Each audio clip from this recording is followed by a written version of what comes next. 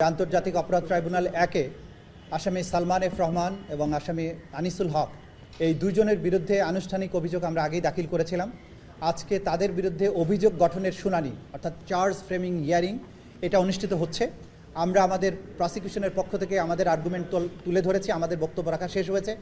আমাদের বক্তব্যের বিপক্ষে ডিফেন্স সাইডের যে সমস্ত আর্গুমেন্ট আছে সেগুলো তারা শুরু করেছেন, সেটা কোর্ট শুনছেন। তো আমরা আজকে এই দুজন আসামির বিরুদ্ধে যে অভিযোগগুলো তুলে ধরেছি সেটা মোটা দাগে হচ্ছে এই দুজন আসামিকে বলা হয় গ্যাং অফ 4-এর সদস্য, অর্থাৎ 4 জনকে মিলে একটা বিশেষ কমিটি গঠন হয়েছিল এই আন্দোলন দমনে।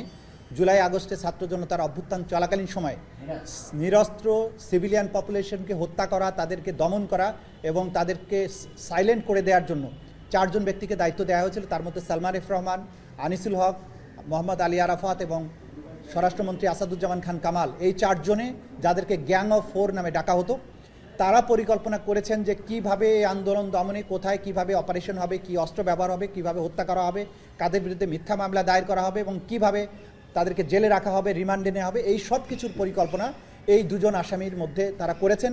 তারা জরুরি অবস্থা জারির জন্য প্রধানমন্ত্রীকে পরামর্শ দিয়েছেন এবং সেই জরুরি অবস্থা কার্যকর করার ব্যবস্থা করেছেন। ছাত্র জনতাকে হত্যা করার জন্য নির্দেশনা, পরিকল্পনা সব কিছু এই গ্যাং অফ 4-এর মাধ্যমে হয়েছে। স্পেশালি এই দুজন আসামি করেছেন।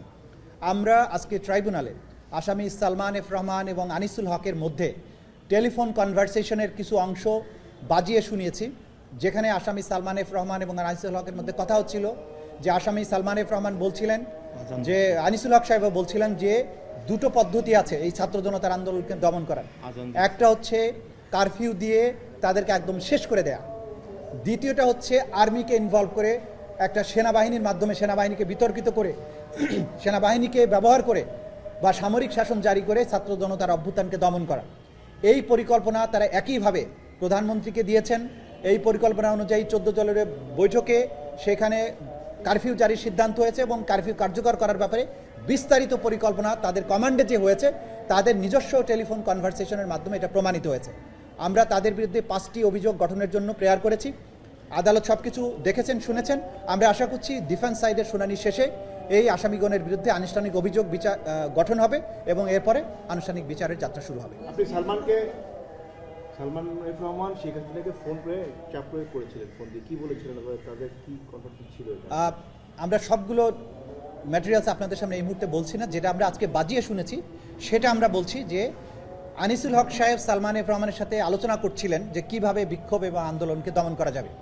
তো সালমান এফ রহমানের প্রশ্নের জবাবে আনিসুল হক সাহেব বলছিলেন যে দুটো পদ্ধতি, একটা হচ্ছে সর্বোচ্চ বল প্রয়োগের মাধ্যমে এদেরকে শেষ করে দেয়া, শব্দটা ছিল শেষ করে দেয়া, আর দ্বিতীয়টা হচ্ছে যে আর্মিকে ইনভলভ করা, অর্থাৎ সামরিক শাসন জারি করার মাধ্যমে সেনাবাহিনীর হাতে বন্দুক তুলে দিয়ে ছাত্র জনতাকে শেষ করা।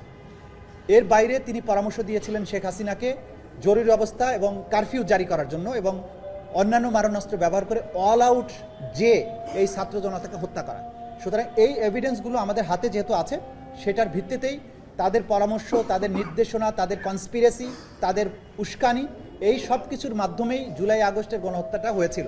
তাদের এই সুপিরিয়র স্ট্যাটাস এবং তাদের জয়েন্ট ক্রিমিনাল এন্টারপ্রাইজ, এই দুটোর সমন্বয়ে জুলাই আগস্টের এই হত্যাকাণ্ডটা হয়েছিল। এগুলোই মোটা দাগে আমাদের চার্জ। Okay, thank you.